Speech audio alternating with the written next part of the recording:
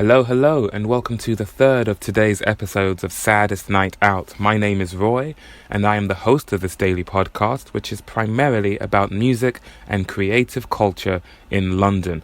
Once again, my next live show is on Tuesday, the 20th of August, at Road Trip and the Workshop on Old Street. Free entry, doors open at 7:30, and there will be music from Izzy, Kin Soul, Rose White and Jack, and myself. That is Tuesday, 20th of August at Road Trip and the Workshop on Old Street. If you go to facebook.com/saddest night out, you will find more details. And if you could click the tick that says, yes, I'll be going, I'll be super grateful. I'd say today's guest, but the last of today's guests is Gimel. At the moment, he is a stand-up comedian from LA who is in the UK on holiday with his wife, and he's going to a few other places in Europe afterwards. He's only in London until Friday, and sometimes you never know when you're going to cross paths with someone again, so you've got to seize the chance when you get it. This is someone who takes what they do on stage, what they do in front of an audience, very seriously, and you too will learn that fact over the course of this conversation. So this is me talking to Gimel about his history with the stage and with the audience. I hope you enjoy this chat, and I'll catch up with you more afterwards. We're still in the backstage area of the Lyttelton Arms. The night is over. I'm here with another performer who also made their debut with us. And I think, was this your first time performing in the UK in general? In general, first time performing in the UK. Wow. Yes. So would you kindly introduce yourself to the listeners? Well, my name is Gimel Hooper. That's Gimel with a G, I-M-E-L. Hooper. That's easy. If you listen to this podcast, I imagine you know how to spell.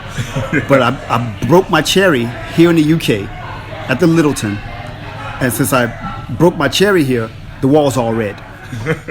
Oh. Sorry, is that a little vivid? Okay. Every episode is marked as explicit. Fantastic. We're fine. So you performed a comedy set with us tonight. I did. How long are you in the UK for? I am only here until this Friday. Where did you come here from then? I came from the United States, Los Angeles. And again, this is my first time in London, in the UK altogether. But not my first time in Europe. Not important. Why the UK? It's quite a journey you've made. I'm here on holiday with my family. That's, as you guys say, holiday. Yeah. We say vacation. Yeah. But, when in Rome. Thanks. Blending in with us. Yes, we were. And earlier today, I actually caught myself speaking like at least close to you guys, and trying to capture the lingo on the tongue to be able to, so that people can't spot that I'm American so easily. Yeah. Got a bit of a British accent too. I feel like it's coming along. It's. I feel like at least it's faint. Yeah. Okay. And, okay. At some point, at least people won't be able to spot United States immediately. I mean, I'm pretty good at kind of sound like I'm from the US in like some weird stereotypical way. That's as much as my US accent. And it's funny that you went Texas or you went Southern. A lot of people go Southern because it's easier to appropriate that twang. Yeah. To do Southern twang than it is to do like New York and what have you. So I notice particularly a lot of actors that come from here, and they go to the States. A lot of them will know how to do Southern accents very well. Yeah, that feels like the most broad and accessible accent. Mm-hmm. It feels like it takes more effort to learn the intricacies of the different types of accent there are. Yeah. Because I notice a lot of people in the States, when they try to do British accents, they sound Aussie. Like they do it really hard, and it's like that's. And because Aussie, you have to do it harder, but in the British accent, you have to be more relaxed and let it just kind of flow. True. So it's different. So LA, is that home for you? Yes. How long have you lived there? I've lived there for 20 years, a little over 20 years now. And how long have you been doing comedy? I've been doing comedy for 6 years. Oh, so relatively recent. Yes, I've been doing stand-up comedy for 6 years. But I've done improv back in the day because I'm legitimately trained theatrically, all through schooling and what have you. Like I took theatrical training. I was on stage because I wanted to, like, it was about acting for me. and but I'm drawn to the arts altogether. So my journey to stand-up comedy was not like many others. So I'm 6 years in stand-up, but as an entertainer, I'm a lifelong entertainer. So I started as an actor. I got into hip hop. Like I was rapping for years. I danced, but my strong suits were absolutely rapping, spoken word poetry. I'm a DJ. I actually make a living as a DJ, and now stand-up comedy. So I'm sort of a Renaissance artist. So it's safe to say you're at home on stage. Yes, very much. The world's a stage, Roy. Oh, well, I teed you up for that one. He's knocked it out of the park. That was fantastic. Was there a moment in your, I'm guessing, if it's a lifelong thing, I'm guessing childhood, was there a moment when you were on stage and you just felt, this is it, this is me, this is where I belong? Yeah, like it's funny that you even asked that. I was in the fourth grade, and my brother and I did the school talent show, and we basically just dressed up as clowns and went out on the stage, and like while Michael Jackson music played, and just did like mime stuff, and like we horsed around with each other, like beat each other up, and then like did like random dances while we were up there, and then and the crowd was rolling, and I just remember that feeling going, yeah, I like this, and I just always wanted that feeling, like that high hit me at 4 years old, so I've been strung out since. It's a lifetime of being high, man. 4 years old. Yeah, well, fourth grade. Oh, fourth grade, sorry, yeah. Fourth grade, I'm sorry, I said 4 years old. Fourth grade, so that's roughly 9 years old. So when did you start studying being on stage? Did you study, because you said you've done lots of different things on the stage. Mm-hmm. Did you start by studying it, or did you just perform and then later on decide to study the art? Oh, I started studying. I was performing first, just because, again, hip hop itself. I'm older than I appear. So when I was a kid and hip hop started like really flourishing, I started dancing, and so it was, I'm doing break dancing and so I was a b-boy, and then I was attracted to rapping and what have you. But I always knew I wanted to act, and so when I got junior high school, middle school, I think you guys call it middle school, I started taking acting classes through the school, and so like every year after that, like from seventh grade on, I was in theater class. So I was studying theater, like learning how to, stand, posture, face the crowd, like how to find my position, and so forth. And then of course, when I got older and I moved to Los Angeles, I just started I would take workshops, like acting workshops or commercial workshops and what have you, and that's when I also got into improvisation. And so yeah, that was my studying. Is there, through all the different avenues of performing that you've done, is there any one that gives you more of a high than the others? I can't say yes to that. Like it's right now, stand-up comedy definitely gives me the biggest high, because even though I'm a stand-up comedian, I'm an entertainer. Like, cause even just the set that you saw today, like I feel like I talk with my body a lot, so it's a very free form for me. So I'm allowed to be whomever I am. Like when I was doing a lot of spoken word poetry, I would lock into the poem, ride the rhythm of the poem, and not worry about so much. I don't have to worry about people laughing. I don't have to worry. All I have to know is, do they like it? And I can see, oh, they dig it, and whatever. So I would get a high from everything that I do, right? Like it's because ultimately, as an entertainer, like yes, I want to shine and do well, but we're sharing a space with people who are watching us, with people who are in this space as well. So I want them to get joy out of it, because their day could have been something, like very dismal. Yeah. And it's our kind of responsibility to be architects of smiles, to usher in some joy. when I was doing poetry, I called myself kind of a disciple of peace, and so I'm really just a conduit for happiness and escapism. That's what we do. Like as entertainers, that's our job. We may not acquiesce or answer to that job description, but that's who we are. We are people who allow others to escape their everyday lives for a piece of entertainment, a piece of happiness, and hopefully they see themselves in what we're doing. They can relate in such a way that they go along the ride with us. And so I can't answer that yeah, I get any more joy right now. No one more than the other. It's very evenly spread. That's a very philosophical description of the relationship between performer and audience.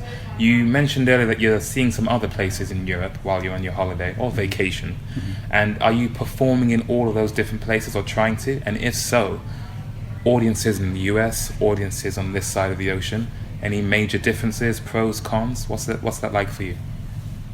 I am trying to hit a spot every chance that I get, because doing as an entertainer, especially when we're trying to be on stage and we're trying to get better at our craft, it's important to hit as many stages as we can, see as many audiences, see as many eyes, see as many faces that we can look, because how do we know that it really works unless we try it in different places, as we try it for different audiences. So I'm trying to I'm going to Paris on Friday, and while I'm in Paris, I plan on finding a mic. Like, if I can do stand up, great. If I can do poetry, great. Like it's I want to, because I've never performed in overseas, so this is you breaking new ground here. Yes. Wow. Yes. I take that back. I'm sorry. Okay. I have performed overseas. I was in New Zealand, and whoa. I DJ'd. Well, actually, I DJ'd. I did spoken word poetry, and I rapped. So that journey was fantastic. I can imagine so. Because it was a mini tour, and I went with my really good friend and brother Shihan, and I was his DJ. But also, because we do poetry together, we started this venue called the Poetry Lounge together, he and two of our other friends, Dante and Poetry. And just as a plug, if I may. Of course. We operate and run the largest open mic poetry venue in the States and probably the world, weekly open mic poetry venue in the world. It's called The Poetry Lounge, DA Poetry Lounge. And we just celebrated 21 years of doing it, and so we've done lots of things together, like in the States, and people come from overseas to see us, and someone found us and found Shihan particularly because he had recently recorded an album, and he's like, "Yo, I got this tour, man. You down to come to this tour with me?" I'm like, "Yeah." Yeah, let's do it. And so I got a chance to go to New Zealand and do a couple of cities there. And that was the last time you were abroad. So that was the last time I was abroad and performing. And so this time it's different because I wasn't doing stand-up comedy then. Yeah. And so it's a different experience. Well, that brings us quite neatly to how I try to end these episodes. Where can people find you online, and what are you working on at the moment? They can find me at Gimel's GIMELS _media MEDIA on Instagram. Mm-hmm. And I currently am involved with this show in Los Angeles called Friday Night Live, and you can follow Friday Night Live comedy on Instagram, and it's other people have the name before already, so we have to, or at least the Friday Night Live name, so we have to put underscores after every word. Yeah. So it's Friday _night _live _comedy on Instagram. And we do shows. Currently we're twice a month, and But you'll find all that information out if you decide to look us up and visit us on Instagram, Friday Night Live Comedy. And I imagine, for now at least, stand-up comedy is your main focus. Yes. And are you still working on poetry, improv, or has all of that taken a back seat while you focus on stand-up? They have taken a back seat as far as being at the forefront. Mm-hmm. Now, in some of my acts, I incorporate them and weave them in somewhere. Because like I have an entire set that at some point of the set, you know, like you might get some rapping in it. At some point of the set, you might get spoken word in it. But that's when I have a long enough time on stage or what have you. Like, you know, because you always got to introduce yourself first. Yeah. And then the segue into the segue. And then by the time I'm done, you go, oh, this guy here, he's like Batman of talent. His utility belt is full of tricks. But yeah, that's I just love entertaining, Roy, man. You're a natural at it, man. Thank you. I mean, you did a great job with that too. Like I saw, and I could hear the way you belted out. I'm going, this guy is not just a host, because I know some guys who they just host. Like they're not particularly one talent, or they don't do anything that they push other than hosting. Like they just want to be really great at hosting, and which I think is a skill all in itself. But you yourself, sir, I noticed, like, you know, as we say in America, game recognized game. So I saw it, fam. You flatter me, sir. Gimel, thank you so much for your time. I hope you enjoy the rest of your time here in the UK and have safe travels the rest of the time you're abroad. And yeah, give my love to the family back home. And maybe I'll come to one of your open mic nights and then you can interview me. Yes, please come. Like, if when you're in the States, make sure you look me up, because I am starting a podcast. I'm rebooting, shall I say, a podcast. It's about love, but I will be interviewing artists and entertainers about love. So when I'm on, you'll see it, because I will be doing like Instagram Live with it. So looking forward to it. I'll be there. Thank you very much for your time, Gimel. You're welcome. Thank you. And that was that. Thank you very much, Gimel, for talking to me. Sorry for keeping you so long. I hope you made it back to wherever you're staying okay. Thank you to your wonderful wife as well for being patient with us. That was a really insightful conversation.